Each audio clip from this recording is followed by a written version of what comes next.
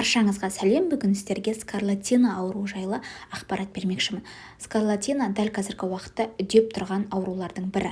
Яғни ол күз-қыс айларында өршитін, жиі мектеп жасындағы балалар ауыратын бета-гемолитикалық стрептококкпен шақырылатын инфекциялық бактериялық ауру. Оның белгілері қандай? Ең алдымен қызудың көтерілуі. Екінші, тамақтың ауруы. Тамақта қатты қызару болады және майда нүктелер пайда болады. Сонымен қатар мойын лимфа бездері ұлғаятын болады. Алдыңғы және артқы лимфа бездері. Және келесі күні бөртпе пайда болады. Бөртпелер бүкіл денеде ұсақ нүктелі бөртпе пайда болады. Тек қана ауыз, мұрын, үшбұрышы ғана тап-таза болады. Міне скарлатинаның ерекшелігі осы.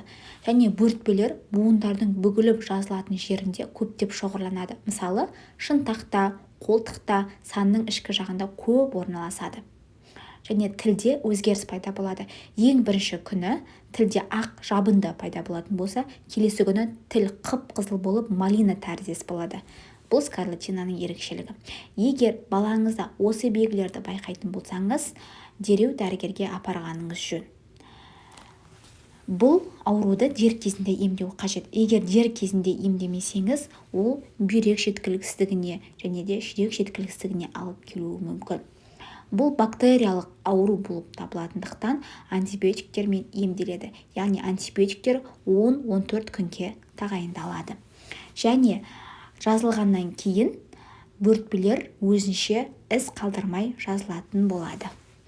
Скарлатина диагнозын қою үшін осы шағымдармен қатар жалпы қан анализі, жалпы зәр анализі, биохимиялық анализ және де тамақтан жағынды алынуы қажет. Сонымен қатар қосымша ретінде жүректі және бүйректі ультрадыбысты зерттеуге түсірген абзал. Өйткені ол асқынулардың алдын алу үшін. Егер видеом пайдалы болған болса, достарыңызбен бөлісіп, лайк басып, комментарий жазуды ұмытпаңыз.